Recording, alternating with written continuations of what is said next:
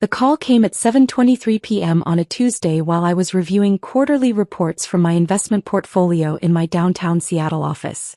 I was celebrating a particularly good day.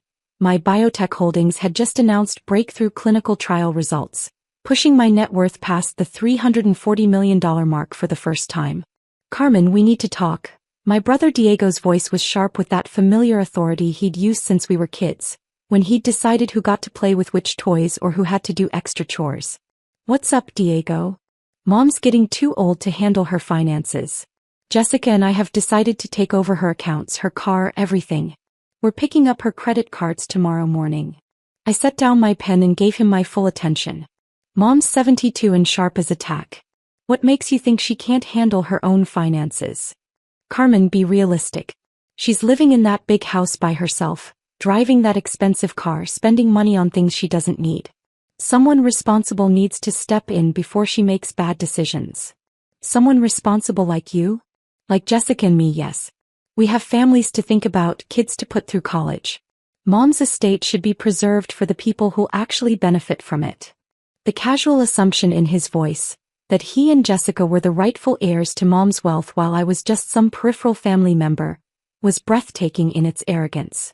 What about Mom's opinion on this? Mom doesn't get a vote. We've already consulted with a lawyer about conservatorship proceedings. Her spending has been erratic and we have documentation. What kind of documentation? She spent $15,000 on a kitchen renovation last month. She bought a new car in June. She's been taking expensive trips to Europe and Asia. It's clearly irresponsible behavior for someone her age. I almost laughed. Mom's erratic spending was actually her enjoying the comfortable retirement she'd earned after 30 years as a high school principal. The kitchen renovation was something she'd wanted for decades. The car was a sensible Honda that replaced her 15-year-old sedan. And the trips to Europe and Asia were bucket-list adventures she'd been planning since Dad died 5 years ago. And where do I fit into this plan? You don't really. You can walk. Take the bus. Figure it out. You're 34, Carmen. It's time you started taking care of yourself instead of relying on Mom for everything. The irony was staggering. Diego thought I was the family member who relied on Mom financially, when the reality was exactly the opposite. Diego, before you take over Mom's accounts, you might want to check your own bank account first. Why would I do that? I pulled up my investment management platform on my computer, scrolling through the automated transfer records that had been running for 3 years. Because the $2.3 million you and Jessica have been spending over the past 3 years? It's been coming from my investment fund, not Mom's retirement savings. There was a long pause. That's impossible, Carmen. We pay our own bills. Do you? Let me read you some transaction records. March 15th. $4,200 transferred to cover Jessica's credit card payment. April 22nd. $12,000 for Emma's private school tuition. May 8th. $3,800 for your car payment and insurance. June 14th. $8,500 for your mortgage payment. I could hear him breathing heavily on the other end of the line. Where are you getting these numbers? From my accountant who's been managing the financial support I've been providing to keep your family afloat for the past 3 years. The truth was more complicated than Diego knew. 3 years ago, when he'd lost his job in pharmaceutical sales and Jessica's marketing consulting business had collapsed during the pandemic, they'd come to Mom for help. She'd agreed to assist with their mortgage payments and Emma's school tuition, but she'd come to me privately with concerns about depleting her retirement savings. Carmen, she'd said during one of our monthly dinners, I want to help Diego and Jessica, but I'm worried about my own financial security. Your father and I saved carefully, but we didn't plan for supporting adult children indefinitely. So I'd set up a system where I covered Diego and Jessica's major expenses through anonymous transfers, while Mom got credit for the generosity. It had seemed like an elegant solution. Mom could maintain her relationship with Diego without sacrificing her retirement security, and Diego and Jessica could get the help they needed without the humiliation of accepting charity from their younger sister. The problem was that Diego had never bothered to ask where the money was actually coming from. He just assumed that Mom was wealthy enough to cover his family's expenses indefinitely, and he'd started making financial decisions based on that assumption. You're lying, Diego said, but his voice had lost its earlier confidence. Am I? What's your current bank balance, Diego? Another pause. I could hear him typing, probably logging into his online banking. I have $847 in checking. And your savings account? Carmen, that's none of your business. Diego, your savings account has $23. Your credit cards are maxed out at $47,000. Your mortgage is 3 months behind. The only reason you haven't been foreclosed on is because I've been covering your payments through a third-party service. The silence stretched on for nearly a minute. Why would you do that? Because Mom asked me to help and I didn't want to see Emma lose her home or her school. But you just told me you're planning to take over Mom's finances to preserve the estate for people who'll actually benefit from it. So I'm withdrawing my support. I pulled up the automated transfer system and started canceling payments. Carmen, wait. You can't just. At midnight tonight, every automated payment I've been making on your behalf will be canceled. Your mortgage company will receive notice that the payment plan is terminated.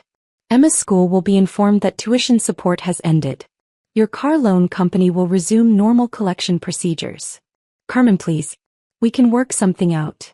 We could have worked something out 3 years ago if you'd been honest about your situation and grateful for the help you were receiving.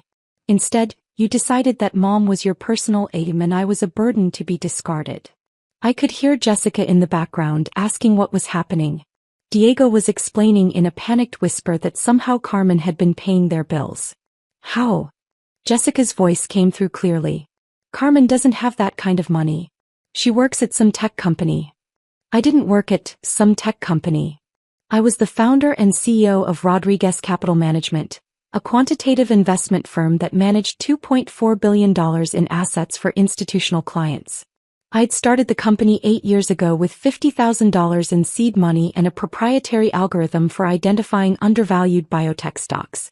Through a combination of careful research, strategic timing, and honestly good luck, I'd built it into one of the most successful boutique investment firms on the West Coast.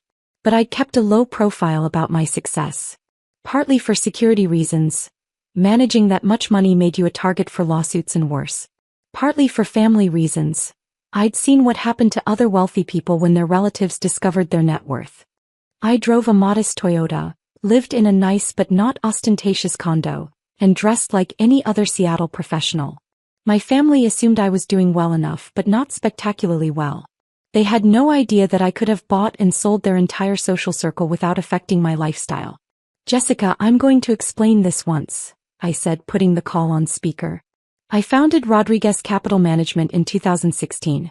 We managed $2.4 billion in institutional investments. My personal net worth is approximately $340 million.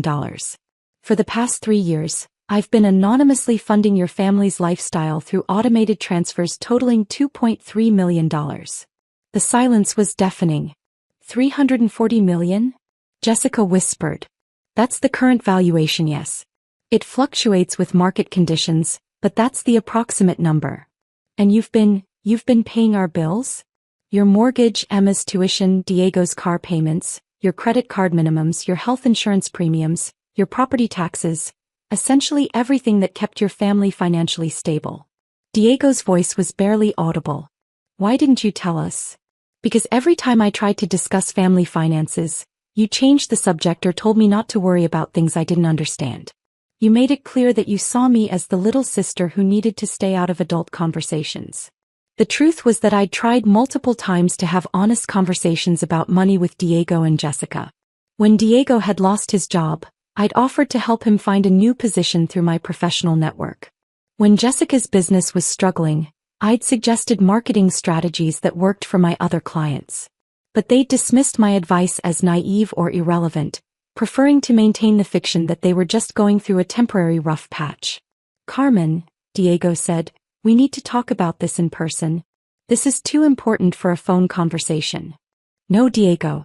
This conversation is over. You made your position clear. You think I'm someone who can be discarded when convenient, and you think Mom is someone whose assets you can claim for your own benefit. I disagree with both assumptions. But Emma's school. Emma can attend public school like most kids her age. You can sell the house and buy something you can actually afford. Jessica can find a job that provides health insurance. You can live within your means instead of living off money you thought was coming from mom's retirement fund. I could hear Jessica crying in the background. Carmen, please. We didn't know. If we'd known it was your money.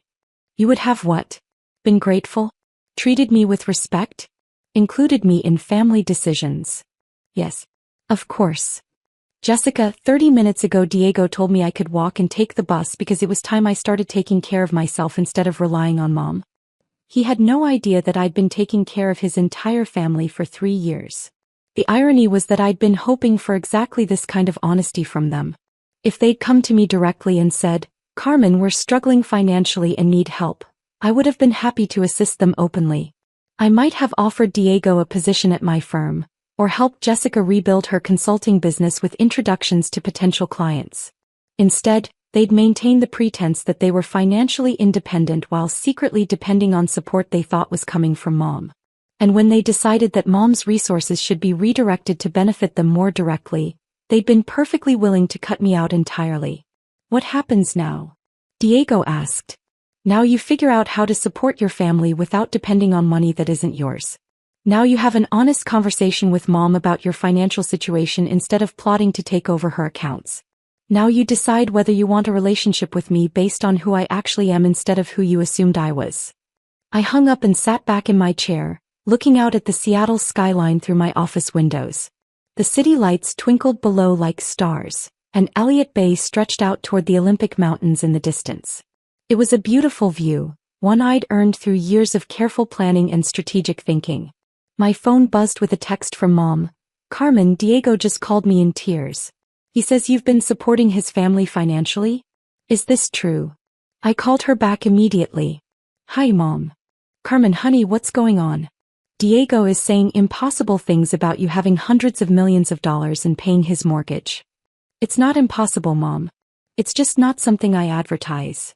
I spent the next hour explaining my business, my success, and the financial arrangements I'd made to help Diego and Jessica while protecting Mom's retirement security. She listened without interrupting, asking thoughtful questions about investment strategies and business operations. Carmen, she said finally, I'm proud of what you've accomplished. But I'm also confused about why you felt you needed to hide it from us. Because I wanted to be treated like family, not like a bank account. I wanted relationships based on love and respect, not on what I could provide financially. And you thought we'd treat you differently if we knew about your success? Mom, Diego just spent 20 minutes explaining why I should be cut out of family financial decisions because I'm irresponsible and dependent.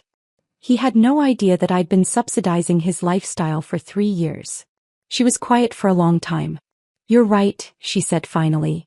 We made assumptions about you that weren't fair or accurate.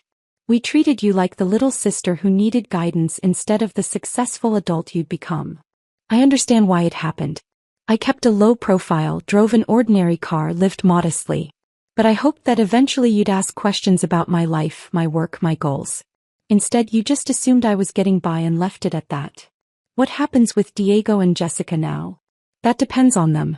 I'm not going to continue funding their lifestyle while they plot to take over your finances. But if they can acknowledge what actually happened and approach this situation honestly, we might be able to work something out. Over the next few days, Diego and Jessica went through what could only be described as financial withdrawal. Without my anonymous support, they had to face the reality of their situation. The mortgage company started foreclosure proceedings. Emma's private school sent tuition notices. Credit card companies began calling. But something interesting happened during that process. Instead of panicking or making demands, Diego and Jessica started making realistic plans. Diego applied for jobs in medical device sales, using contacts from his previous career. Jessica reached out to former clients about freelance marketing projects. They put their house on the market and started looking at smaller homes in less expensive neighborhoods. Most importantly, they had honest conversations with Mom about their financial situation and asked for reasonable, temporary assistance while they got back on their feet. A week after our phone call, Diego came to my office. He looked tired and stressed, but also more grounded than I'd seen him in years. Carmen, I owe you an apology. Several apologies, actually. I'm listening. First, I'm sorry for assuming you were financially dependent on Mom. You were right. I never bothered to ask about your work or your life. I just made assumptions based on the car you drove and the way you dressed. He sat down across from my desk, looking around the office with obvious amazement. Rodriguez Capital Management occupied the entire 47th floor of a downtown high-rise, with panoramic views of the city and Puget Sound. Second, I'm sorry for trying to cut you out of family decisions. You're not just my little sister anymore. You're a successful businesswoman who's been more financially responsible than Jessica and I have been. And third, I'm sorry for taking your help for granted. I should have questioned where the money was coming from. I should have been grateful instead of entitled. And I should have included you in conversations about Mom's finances instead of treating you like an obstacle. I leaned back in my chair, studying his face. Diego, do you understand what would have happened if you'd succeeded in taking over Mom's accounts? You would have stopped supporting us financially. More than that, you would have discovered that Mom's retirement savings aren't nearly as large as you thought. The comfortable lifestyle she's been maintaining? That's partly because I've been covering major expenses like home maintenance, medical bills, and travel costs. If you'd taken control of her accounts, you would have found maybe $180,000 in actual savings. His face went pale. But she seems so financially secure. Because I've been ensuring that she is financially secure. The same way I ensured that you were financially secure, until you decided I was disposable. Diego was quiet for several minutes, processing the implications. Carmen, is there any chance we could start over? Not with the financial support. Jessica and I need to learn to stand on our own feet. But with the family relationship. What would that look like? It would look like treating you with the respect you deserve. Including you in family decisions. Asking your advice about important matters. Actually caring about your life and your success. And it would look like honesty about your financial situation instead of pretending you're independent while depending on support you thought was coming from Mom. Yes. Complete honesty. I considered his proposal. The truth was that I wanted to have a real relationship with my brother. One based on mutual respect rather than the childhood dynamics we'd never outgrown. But it would require fundamental changes in how we related to each other. Diego, I'm willing to try. But there are conditions. Name them. First, no more assumptions about my capabilities or my role in the family. If you want to know something about my life or my business, ask directly. Agreed. Second, no more financial secrecy. If you need help, ask for it openly. If you can't afford something, say so. If you're struggling, let's work together to find solutions. Agreed. Third, Mom's financial security is non-negotiable. I will continue to ensure that she can maintain her lifestyle and her independence. Any family financial planning has to start with that assumption. Understood. And fourth, Emma's education is important to me. I'm willing to help with tuition costs, but through a transparent arrangement where everyone understands the terms. Diego's eyes filled with tears. Carmen, I don't know how to thank you. Don't thank me yet. Thank me in a year if we've managed to build a better relationship. 6 months later, Diego had found a new job in biotech sales that paid well enough to cover their basic expenses. Jessica had rebuilt her consulting practice and was generating steady income from 3 major clients. They'd moved to a smaller house that they could afford without assistance. And Emma had transitioned to a highly rated public school where she was thriving academically and socially. More importantly, our family dynamics had fundamentally changed. Diego started calling me for business advice, having learned that his little sister actually knew something about strategic planning and financial management. Jessica asked me to review marketing proposals for her consulting clients. Mom began including me in conversations about her long-term financial planning and estate arrangements. For the first time in my adult life, I felt like a full member of the family rather than someone they tolerated or dismissed. The phone call that had started with, "You can walk," had ended with all of us learning to walk together as equals. Sometimes the most generous thing you can do for someone is to stop giving them what they think they want and start giving them what they actually need. In Diego and Jessica's case, what they needed wasn't more money. It was the opportunity to stand on their own feet, make their own decisions, and build genuine relationships based on honesty rather than hidden dependencies. And what I needed wasn't to be the secret benefactor who solved everyone's problems from the shadows. I needed to be recognized for who I really was, not just as the little sister but as a successful businesswoman, a strategic thinker, and a family member whose opinions and contributions mattered. The midnight deadline that had seemed like an ultimatum had actually been a new beginning.